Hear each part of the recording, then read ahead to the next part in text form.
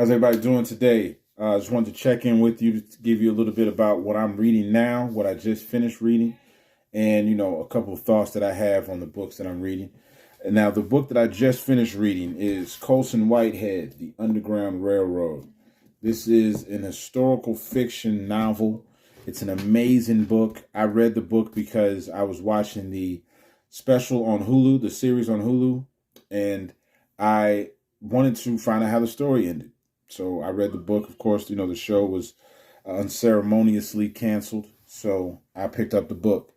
And the best recommendation I can give you from this book is that after I read it, I went out and bought every Colson Whitehead book I could find, right? I went out and bought Nickel Boys. I went out and bought a John Henry book that he wrote. Every book, everyone that he wrote, I went out and bought because he is that good of an author, in my opinion, right? He writes this book in the sense of the Underground Railroad is a true railroad. So he speaks about train stations and different cargo ships. So everything is just looked at as an underground road, as a true railroad. And then he follows the main character, Cora, as she escapes from a plantation in Georgia and tries to, reach freedom. And so you follow her from state to state, and different situations she's in, different occurrences, different people she runs into that change her story, and change her outlook on things. And it's really, to me, it painted a different picture to me as far as the Underground Railroad and enslaved people escaping. Before, and again, I said this is my personal look on it. Before, I would think of it as kind of linear. I would think an enslaved person, then they just escape to freedom, and I would not give as much thought into the actual act of the escaping, right? The actual different situations that an enslaved person comes into when they are escaping slavery, and the different thought processes that have to go on, and the strength and the imagination that our ancestors had to have a life of enslavement. These people were born into enslavement. That's all they knew. Everybody around them that looked like them was an enslaved person. And to have the creativity and the imagination to say, I'm leaving this world. This is the only world I know, but this isn't right. I'm going and I'm going to try to find, against everything, I'm going to try to find an ounce of freedom. And so that's what this book really brought to the forefront of my mind. It's just the strength in the journey, right? In the journey of trying to find freedom. So an amazing book. I can't give it enough thumbs up. I can't give it enough, suggestions and recommendations to the people that I speak to, that this is a book you need to read, you want to read, that you won't regret reading. It's kind of a thick book, but don't let that scare you. It's about 300 something pages. Yeah, right at 306. It's a relatively, I don't want to say it's an easy read because it's going to get you in your emotions, but it's not a hard read as far as in an academic sense where you'll have to just keep taking breaks and find out what this word means and what that word means. I love those books too, but this isn't one of those. This is a story that is historical fiction and is an amazing novel. I can't speak about it glowingly enough. Colson Whitehead, You All Right With Me? You wrote a masterpiece with this book, The Underground Railroad. This is an amazing book. So that's the book I just finished reading. And then I am now reading, I'm actually kind of reading two books at one time for the first time. I'm reading Black God, An Introduction to the World's Religions and Their Black Gods. That's written by Dr. Supreme Understanding. Got it right there. You see my little bookmark I got right here. And I'm also reading God is a Black Woman, written by Dr. Christina Cleveland, PhD. And God is a Black Woman is a revolutionary journey from the white male guide to the sacred Black feminine. And what this book is a book of self-discovery, really, where she's speaking about how she had to discover herself and discover her own self-worth in a white-dominated world. She speaks, the book starts out where she is in France and she's visiting the Black Madonna. And she goes over the barricade to kiss the feet of this Black Madonna statue in France. And that sets off an alarm. And the police start chasing her through the town in France.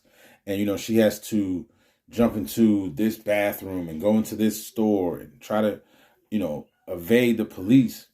And it's just kind of, it's a genius dichotomy to start a book of how, you know, white society really dictates how we love ourselves. You know, she's trying to give respect to a black statue and trying to see herself in this black statue and see her own strength. And she is stopped from doing that, interrupted from doing that by these white police officers who say, we decide how you love yourself. We decide how you find your own worth. You know, and if you try to go around that and you try to find your own way into doing that, we will arrest you. You know, think about the power struggle that comes with that. And she speaks about how she was 5 years old and going to a religious school, and her teacher called her a nigger. And think about the power dynamic in that, right? And a teacher calling you out of your name, and you're 5 years old. And when you're 5, you think whatever your teacher says is right. You're taught that. You know, you're taught, first of all, to respect your elders and respect your teachers. So if a teacher calls you a nigger with the power to say that to you, you internalize that. And you say, I must be a nigger, right? She must be right. She's a teacher. She wouldn't tell me something wrong. And we're thinking from the mind of a 5-year-old, you know. And Black God, also written by Dr. Supreme Understanding, speaks to that. How in a society that is based on us hating ourselves, a lot of times whenever Europeans have taken over a section or a different part of the world, they've made it to where, you know, the black religious symbols are, their meaning and their history is switched over to having a negative connotation of it and having a negative light attached to their names, and then brought into a white savior, right? To where, you know, it makes us uncomfortable to think about God being black, to think about the God in us because of society. Society sets us up to be uncomfortable with that. And so these two books just speak to finding your strength and to finding the God in yourselves and the goddess in ourselves, and to, you know, expect more from ourselves in a society that it only works if we don't find the worth in ourselves. We don't find the strength in ourselves as a people on a singular basis and as a collective. You know, this society only works if we don't come together and we don't find value in ourselves.